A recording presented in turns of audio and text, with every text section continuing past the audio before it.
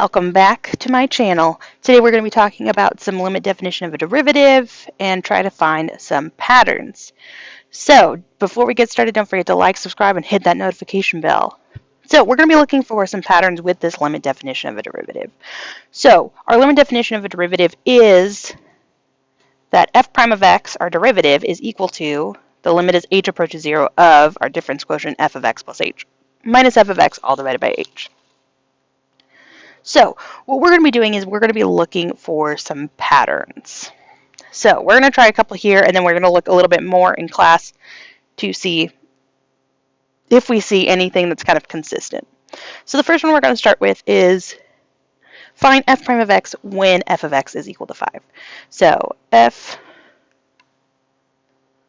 prime of x is going to be equal to our limit as h approaches 0 of f of x plus h minus f of x all divided by h. So this is our starting part, and kind of no matter where we're starting here with this limit definition of a derivative. So the first thing that we need to do is figure out f of x and f of x plus h. So f of x plus h and f of x are kind of in a weird scenario here. So f of x is 5, and if I were to plug in any number at all, no matter what, our y value is going to be 5. So when we look at this, we have the limit as h approaches 0 of 5 minus 5. This is divided by h. If I simplify this, we get 5 minus 5 is 0. If I were to plug in my limit right now, we would get 0 over 0, but I can actually simplify this fraction because 0 divided by anything is going to be 0. So we're literally looking at the limit as h approaches 0 of 0. So the limit as h approaches 0 of 0, it is a singular number, which means our answer is 0. So f prime of x in our case is going to equal 0 when f of x is 5. So now let's look at it when we have f of x is equaling to 5x. So we start in that same spot. F prime of x is equal to the limit as h approaches 0 of f of x plus h minus f of x all divided by h. So we're in that same boat. We need to find f of x and f of x plus h. Thankfully, f of x is just 5x. So we have 5x, and in this first part, x is x plus h. So I have 5 times x plus h minus our original function of 5x. Okay, we're going to go ahead and distribute that 5 to everything. So I have 5x plus 5h minus 5x divided by h. Those 5x's on the top, we have a positive and a negative, so we have 5h divided by h. Well, we have an h on top and an h on bottom, so I can go ahead and divide out those h's.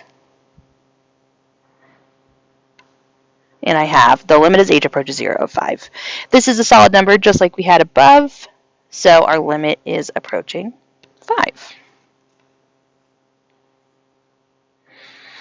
Okay, and the last one that we're going to look at here is 5x squared. So f prime of x is equal to the limit as h approaches 0 of, so we have 5 times x squared, but x in this case is x plus h. We are subtracting 5x squared divided by h.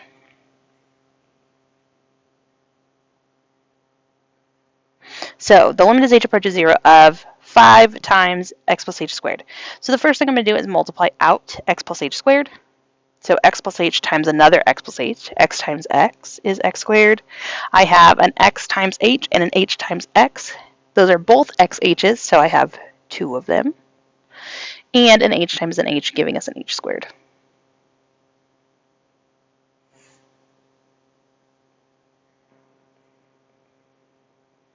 Now that I have that, I'm going to go ahead and multiply out the 5. So I have 5x squared plus 10xh plus 5h squared minus 5x squared divided by h.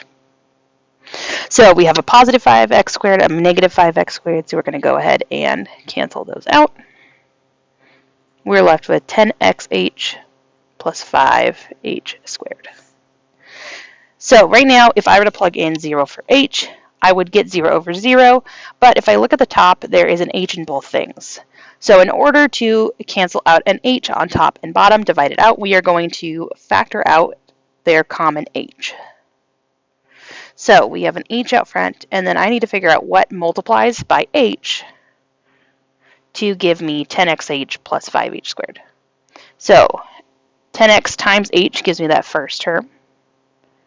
5h times h gives me 5h squared. Now that I have this, I can go ahead and divide out those h's. So I have 10x plus 5h. So now I'm going to go ahead and plug in 0 for h. So I have 10x plus 5 times 0, or just 10x.